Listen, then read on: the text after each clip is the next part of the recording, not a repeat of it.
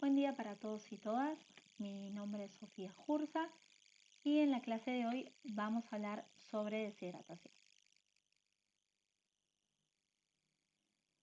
Por definición, la deshidratación es el balance negativo de agua y electrolitos.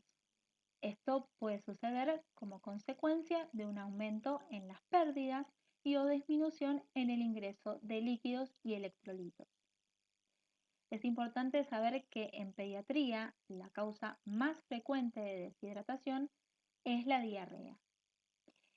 Y es importante que sepamos que esta patología es una de las principales causas de morbimortalidad en niños a lo largo de todo el mundo, ya que las pérdidas intestinales de fluidos pueden llevar a una severa hipovolemia, sobre todo en menores de 5 años.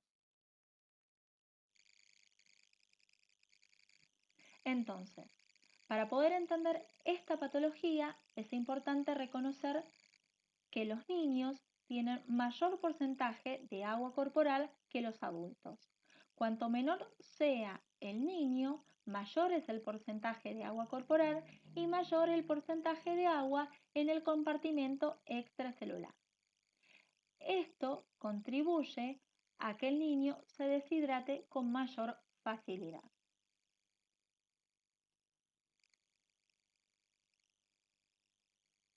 Entonces, como ya dijimos, la principal causa de deshidratación es la diarrea, pero también existen otras causas que pueden generar deshidratación en un niño. Estas causas pueden ser la cetoacidosis diabética, la diabetes insípida, las quemaduras, la fiebre, los vómitos. También puede ser una bronquiolitis, una meningitis, en fin, hay muchísimas patologías que pueden llevar a que un niño tenga una deshidratación. ¿Por qué hacemos esta mención? ¿Por qué es importante conocer la etiología, las causas? Bueno, porque en función de las causas que originan la deshidratación, se va a basar en mayor medida el tratamiento. Entonces, en la clase de hoy, mayormente vamos a hablar sobre tratamientos de deshidratación focalizados en pacientes que cursan una diarrea aguda.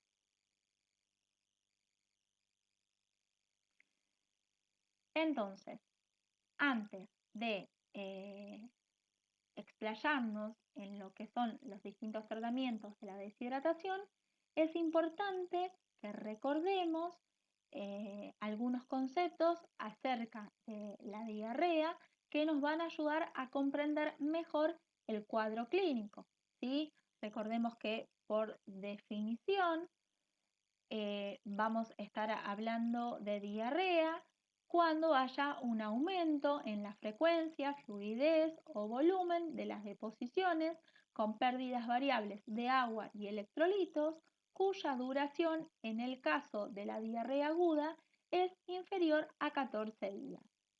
¿Por qué hablo de diarrea aguda? Porque cuando dura entre 14 y 30 días nos vamos a referir a un cuadro de diarrea prolongada. Y cuando supere los 30 días vamos a estar diciendo que la diarrea es crónica. En cuanto a la etiología, no vamos a determinar, no vamos a explayarnos mucho, ¿sí? Simplemente vamos a recordar que puede ser de origen viral, bacteriano, parasitario, fúngico y que también puede estar causado por alguna reacción alérgica por el consumo de algún alimento o sustancia, ¿sí? En cuanto a la fisiopatología, lo que sucede es que se dañan las células del endotelio intestinal, los enterocitos maduros, que se localizan en la zona más apical, en contacto con la luz intestinal. Estas células, que son las encargadas de absorber el agua y los electrolitos, se dañan y predomina la actividad de los enterocitos inmaduros, en los cuales prima la secreción en lugar de la absorción. Entonces, recordemos que la mayor cantidad de agua y electrolitos el cuerpo la absorbe a través del intestino. Entonces, si las células encargadas de esta función están dañadas, ¿sí? Es lo que genera, por un lado, la diarrea acuosa y por otro lado también la deshidratación. A su vez, es importante saber que estas células tardan en madurar de 3 a 5 días. Entonces, cuando la diarrea dure de 3 a 5 días, vamos a estar hablando de que es una diarrea autolimitada. Por último, y fundamental, esto recuérdenlo siempre, en pediatría no se corta la diarrea, ¿sí? Lo único que se administran son tratamientos de sostén, pero no se corta la diarrea en niños, ¿sí? A continuación vamos a ver estos tratamientos, pero quédense con esta idea, no se corta la diarrea en pediatría.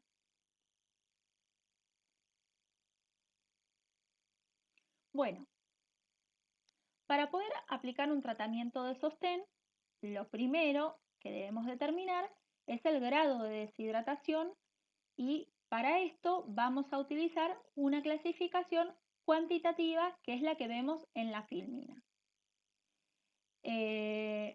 Esto nos permite que mediante la valoración de diferentes parámetros vamos a estar clasificando la deshidratación en leve, moderada o grave. Lo ideal sería poder conocer el peso del niño normohidratado, ¿no? El peso previo y compararlo con el peso actual para poder calcular el porcentaje perdido, ¿no? Pero bueno, como muchas veces no vamos a contar con este dato, es bueno saber que en función de la clínica también se puede clasificar el grado de deshidratación. Entonces, vamos a estar hablando de una deshidratación leve cuando el niño no presente ningún otro síntoma más que el cuadro gastrointestinal y la sed, ¿sí? Estos van a ser nuestros signos de alarma para determinar que hay una deshidratación leve. En el caso de la deshidratación moderada, vamos a observar que sí presenta síntomas, sí, que van a ir desde la taquicardia, fontanelas deprimidas, enostalmos, mucosas secas, llanto sin lágrimas, signos del pliegue positivo y oliguria, entre otros. En el caso de la deshidratación grave, estos signos que mencionamos anteriormente van a estar más agudizados, puede haber alteración del sensorio. Es muy importante la valoración del relleno capilar en relación al compromiso hemodinámico, ¿sí? Ya que es lo que de alguna manera, en conjunto con otros signos, nos van a permitir determinar la inminencia de un shock hipovolémico. Y también podemos hacer una clasificación cualitativa de la deshidratación en función de las concentraciones de sodio plasmático, ¿sí? Entonces, vamos a clasificarlo como deshidratación isotónica cuando el nivel de sodio plasmático se encuentre dentro de los parámetros normales. Vamos a clasificarla como hipotónica cuando esté por debajo de los parámetros normales y vamos a clasificarla como hipertónica cuando se encuentre por encima de los parámetros normales. Es importante tener en cuenta que dentro de esta clasificación la más grave es la hipertónica, ¿sí? Ya que en este caso puede haber pasaje de líquidos del compartimento intracelular al extracelular. No es muy habitual este tipo de deshidratación, pero se puede dar, por ejemplo, en pacientes diabéticos que cursan diuresis osmótica, ¿sí? Pero de las tres clasificaciones, eh, para lo que es la diarrea aguda, mayormente cursan con deshidratación isotónica. Bueno, aquí podemos observar algunos de los signos de deshidratación cutáneos, ¿sí? Que debemos valorar dentro de la exploración física, cómo se debería valorar correctamente el signo del pliegue, cómo se visualiza una fontanela deprimida, un niño que presenta nostalmos, sequedad en las mucosas, ¿sí? El color de la lengua. Y a su vez a esta valoración debemos sumarle la valoración de las heces, ¿sí? El número, la consistencia, la frecuencia, ¿sí? Si hay presencia de sangre y moco, que eso nos puede dar indicios de que el paciente puede estar cursando una patología que vamos a ver más adelante que se llama síndrome urémico hemolítico. A su vez, bueno, como ya lo mencionamos con anterioridad, los signos de alarma el compartimento intracelular, como es el sensorio, y los signos de alarma del compartimento extracelular, que son el relleno capilar, ¿sí? Y que como ya mencionamos antes, es uno de los parámetros para valorar el estado hemodinámico del paciente.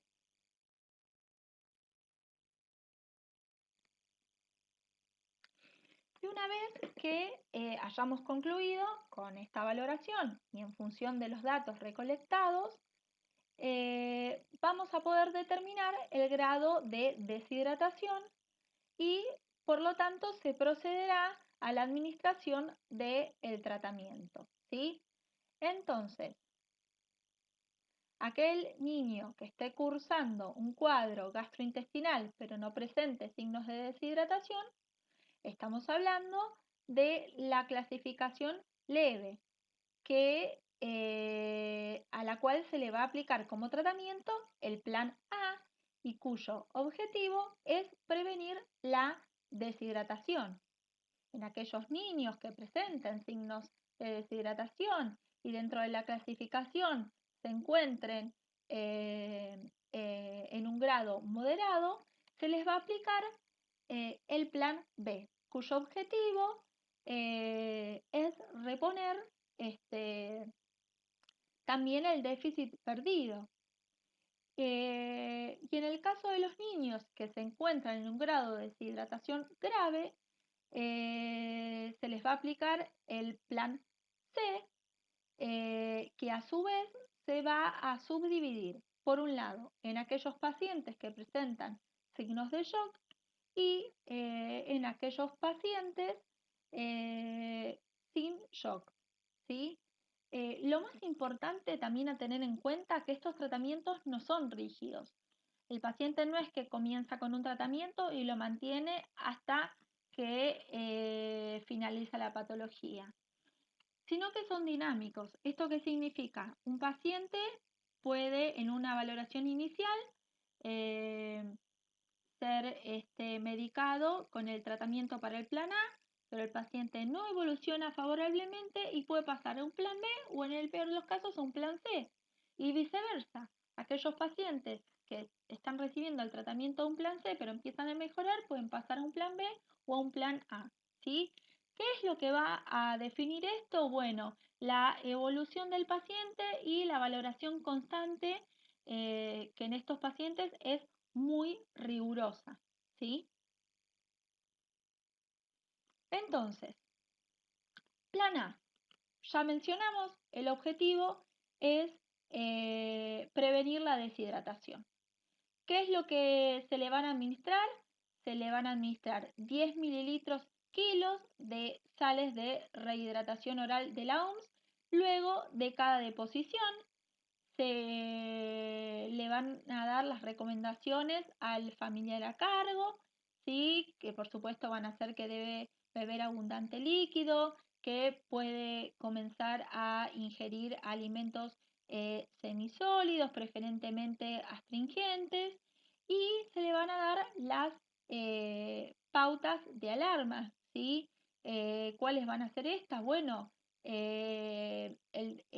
evaluar si el niño no orina o orina poco, eh, que en la materia fecal no haya presencia de sangre y moco, si el niño empieza a estar letárgico o somnoliento, que aumentan las deposiciones, que presenta intolerancia a las sales.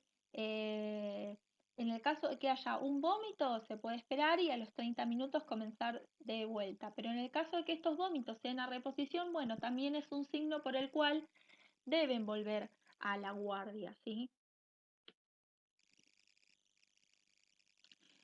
En cuanto a la composición de las sales de rehidratación oral recomendadas por la OMS, las que ustedes ven en la filmina son las de el 2002, ¿sí? Las ventajas de la administración de estas sales es que evitan la hidratación parenteral, en el 90% de los casos disminuyen el gasto fecal, hay una menor asociación con vómitos, ¿sí? Eh,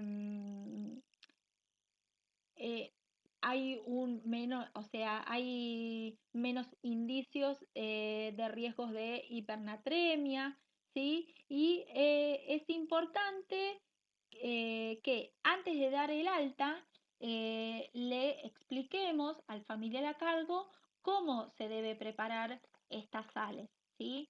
Entonces, es un sobrecito, como el que ven en la filmina, que se debe diluir en 1 litro de agua potable. Esta preparación dura hasta 24 horas a temperatura ambiente y hasta 48 horas conservada en heladera. Dos cosas son importantes, que antes de administrar siempre se agita, se bata la preparación porque el soluto tiende a quedar en la base del recipiente y que una vez pasado el tiempo estipulado, las sales se deben desechar.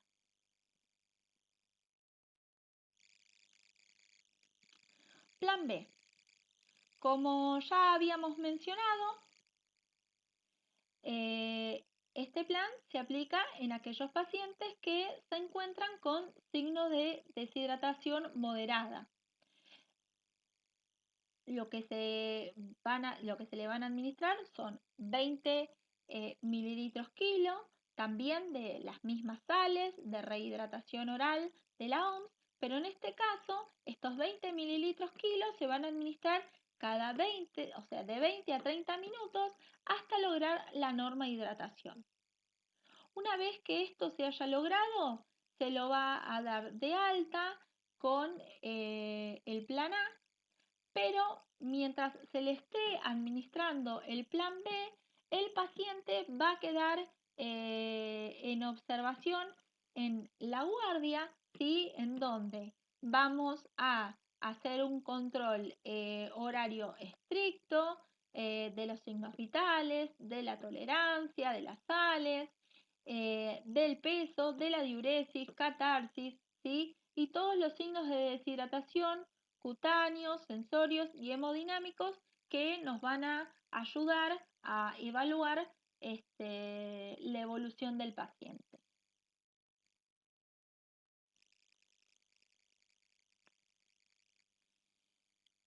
¿Qué es lo que sucede? Muchas veces los niños no toleran eh, esta cantidad de sales de hidratación o directamente lo rechazan, ¿sí? Cuando hay 4 vómitos o más, lo que se va a indicar es la colocación de una sonda nasogástrica y se va a administrar en una primera instancia la solución por gavage en el mismo tiempo estipulado a que si se lo diera dijéramos con cucharita, con biberón, ¿sí? Se va a respetar el tiempo inicial. Ahora, en el caso de que a través de la administración por gavage el paciente presente 2 vómitos en 1 hora, se procederá a la administración de esta solución a través de la gastroclisis. Se va a infundir durante la primera hora la mitad de la concentración indicada para valorar la tolerancia, y si tolera el resto del tiempo se lo lleva al valor indicado. ¿Hasta cuándo? Hasta lograr la normohidratación.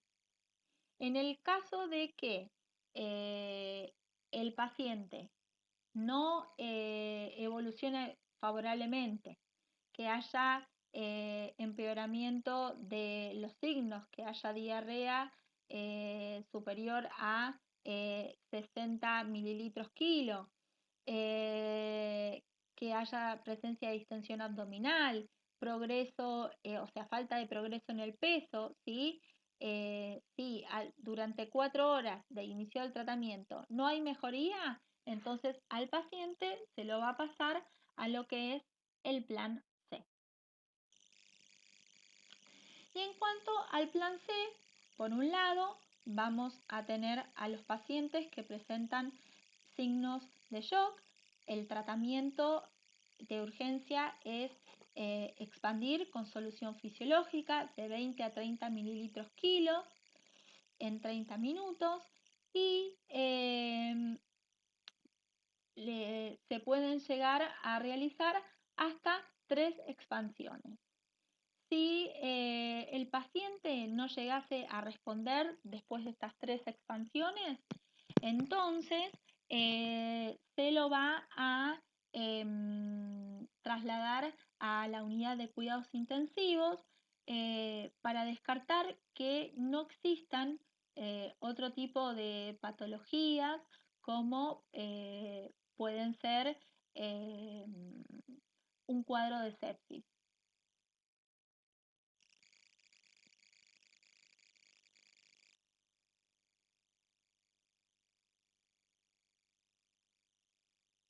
Entonces,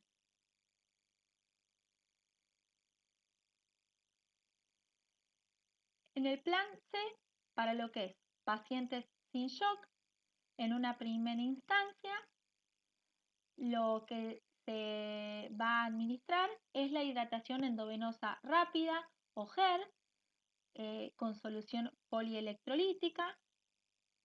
Esta solución corrige hasta un 2,5% del déficit previo en 1 hora.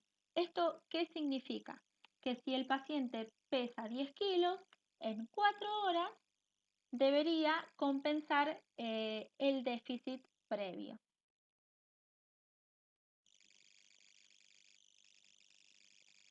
Ahora bien, antes de comenzar con la administración de esta solución, es importante tener en cuenta las contraindicaciones, como por ejemplo, no es aconsejable administrar solución polielectrolítica a menores de 1 mes, como así tampoco a pacientes que están cursando una hipernatremia o tienen signos de alteración del sensorio. Tampoco es aconsejable administrarlo en pacientes que ya tienen patologías preexistentes como nefropatías, cardiopatías, síndromes ascíticos edematosos, ¿sí? No se le debería administrar a estos pacientes este tipo de solución.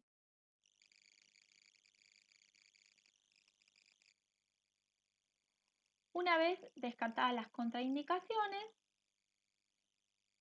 se les podrá iniciar la infusión a una velocidad de 25 mililitros kilo hora y teniendo en cuenta que corrige aproximadamente, como ya lo mencioné, un 2,5% del déficit previo por hora. Entonces, dados los altos flujos aportados, es indispensable controlar de manera horaria los signos vitales, balance hídrico estricto, ritmo diurético, y además se va a solicitar un laboratorio que incluya el ionograma, la urea, la creatinina, el estado ácido base y la glucemia.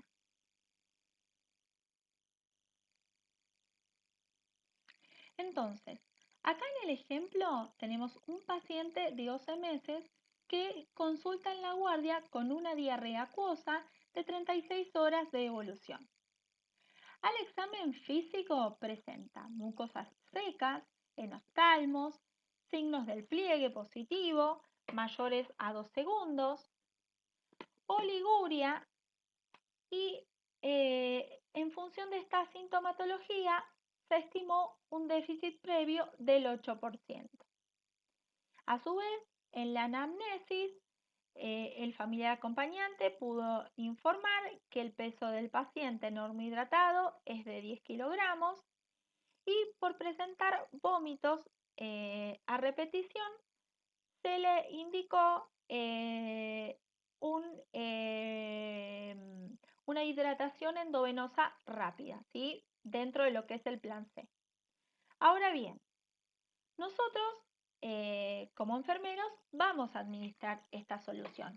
Y si bien el médico nos va a dar las indicaciones, es importante que podamos calcularlo. Entonces, como vimos en la filmina anterior, ¿sí?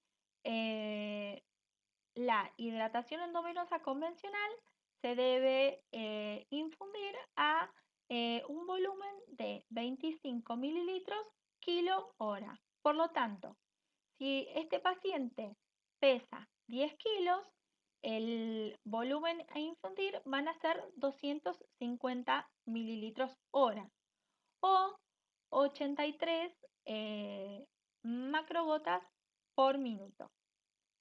¿Cuál es el cálculo que tenemos que hacer? Muy sencillo. Primero tenemos que multiplicar los 25 mililitros por el peso del paciente, en este caso son 10 kilos, y por lo tanto el resultado son 250 mililitros. Si a esto se lo debo infundir en una hora, sabemos que mililitros hora equivale a microgotas por minuto y que se divide, y que si queremos calcular las macrogotas, a su vez podemos subdividir estas microgotas en 3 y tenemos el valor de las macrogotas. Por lo tanto, primero vamos a calcular el volumen a infundir y después de calcular el volumen a infundir y el goteo, tenemos que tener en cuenta cuánto es el tiempo en que se debe infundir esta solución en función del déficit previo. Sabemos que corrige 2,5% del déficit en una hora. Entonces, si este paciente presenta un déficit del 8%, lo que voy a realizar es una regla de 3 simples, ¿sí? Y de esta manera voy a obtener el tiempo. Para este paciente, el tiempo en el que yo deberé infundirle esta solución van a ser 3 horas 15 minutos.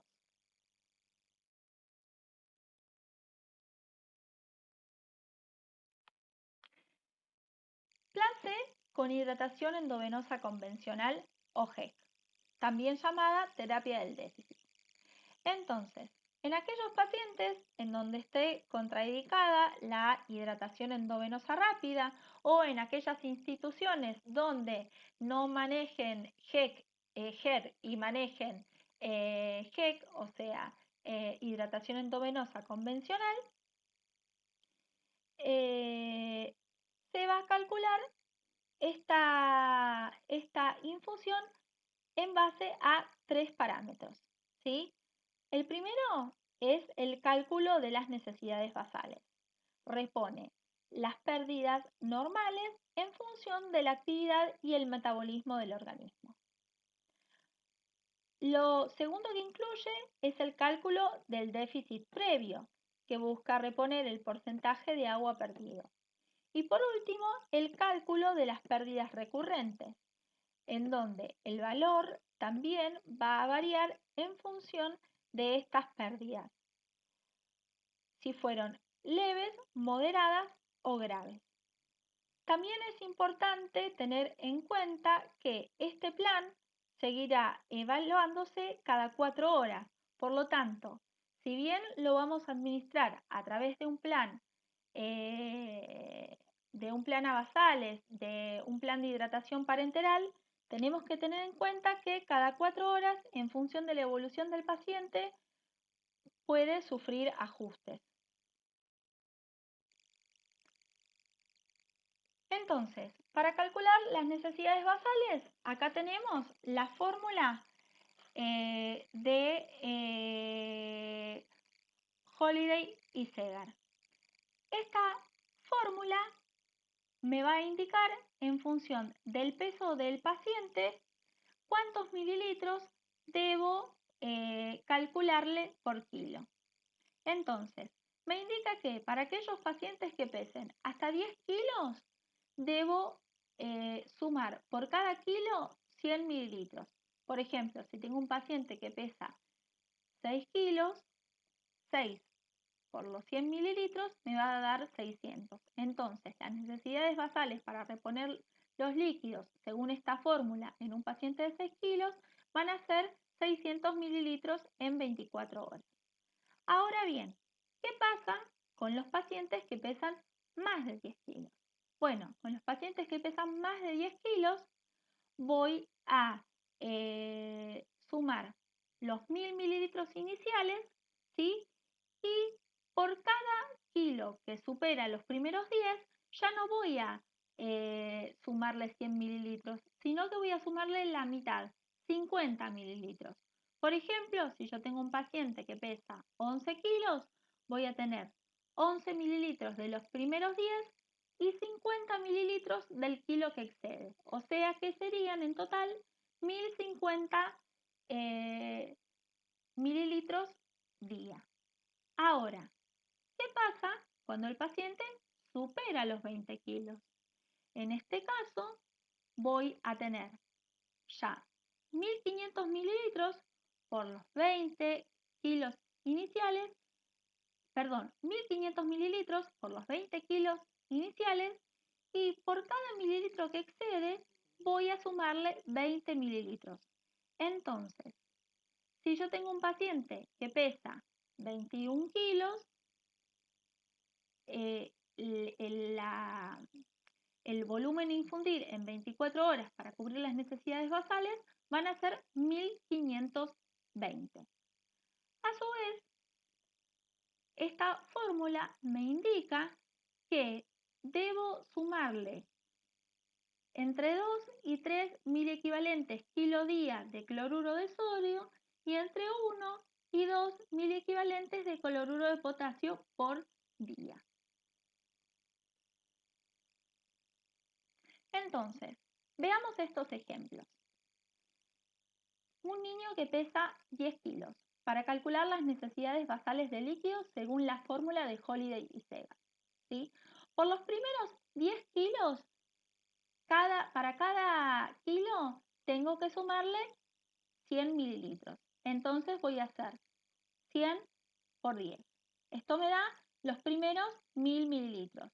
Puedo hacer el cálculo, pero lo ideal sería que ya lo memoricen, ¿sí? Que los primeros 10 kilos siempre van a ser 1000, siempre y cuando el paciente no pese menos de 10 kilos.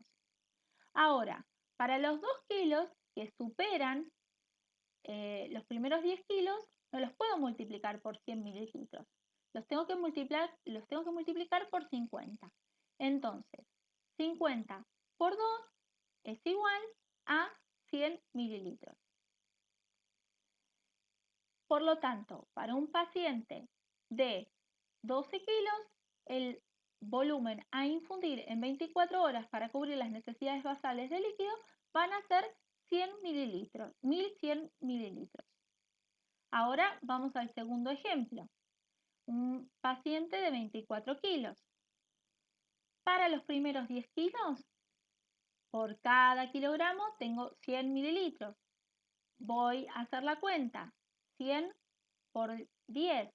Tengo los primeros 1000 mililitros. Después tengo 10 kilos más que me exceden los primeros 10 kilos y que están dentro del rango de 10 y de 20. Por lo tanto, a esos 10 kilos los tengo que multiplicar por 50. 50 por 10 me da 500. Y por último, tengo 4 kilos que me superan los 20 kilos iniciales. Entonces, cuando paso de los 20 a esos kilos, ya no los puedo multiplicar ni por 100 ni por 50, sino que son 20, van a ser 20 mililitros por cada kilo. Entonces, 20 por 4 me da 80. Entonces, para un niño que pesa 24 kilos, según la fórmula de Holiday y Segar, las necesidades basales de líquidos van a ser 1580 mililitros a infundir en 24 horas. Ahora bien, si el niño pesa más de 30 kilos, ya no puedo utilizar la fórmula de Holiday y Segar, por lo tanto voy a tener que utilizar la fórmula de superficie corporal. Esta cuando se utiliza, repito, cuando el niño supere los 30 kilos. Entonces, la fórmula lo que me indica es que al peso del niño lo tengo que multiplicar por 4, a ese resultado le tengo que sumar 7 y a ese resultado le tengo que dividir el resultado de el peso más 90. Todo ese cálculo me va a dar el valor de la superficie corporal en metros cuadrados. Ese valor de superficie corporal en metros cuadrados, luego lo debo multiplicar por 1500 y ahí voy a tener el volumen de líquidos a infundir en 24 horas para un niño que pesa más de 30 kilos. Vamos con un ejemplo. Un niño de 33 kilos. Entonces, para resolver el cálculo, los 33 kilogramos los multiplico por 4, que me da 132. A ese resultado le sumo 7, me da 139. Por otro lado, a los 33 kilos le sumo 90 y me da 123. Por último, divido 139 dividido 123, que me da 1,13, que son los metros cuadrados de superficie corporal de este niño de 33 kilos. Y ese resultado lo voy a multiplicar por 1500. Entonces, el resultado final son 1695 mililitros a infundir en 24 horas.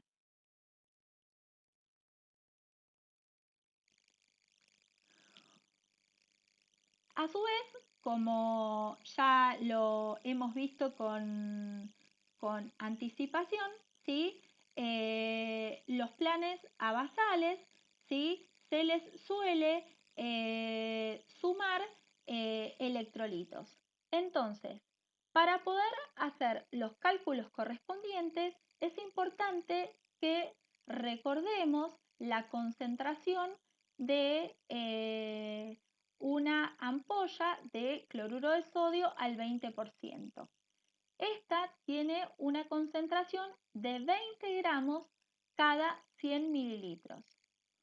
Un mililitro de esta solución, a su vez, equivale a 3,4 miliequivalentes de cloruro de sodio.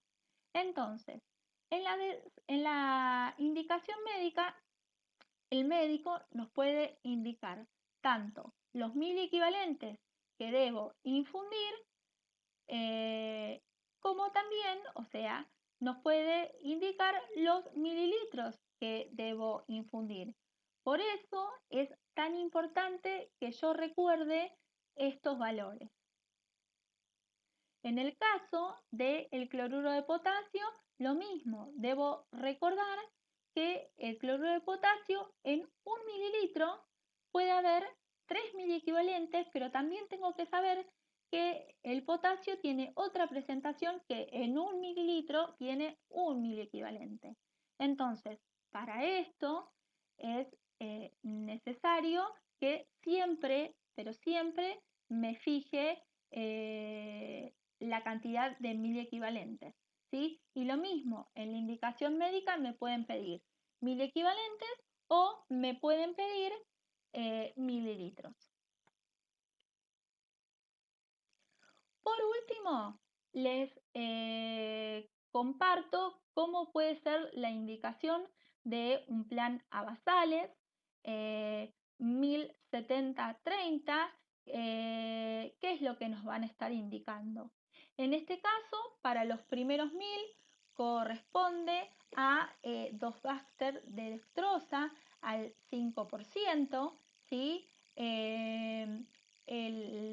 Lo segundo, el número 70 que vemos ahí corresponde a 70 miliequivalentes de cloruro de sodio y como tengo 2 sachets debo administrar el sodio de manera homogénea.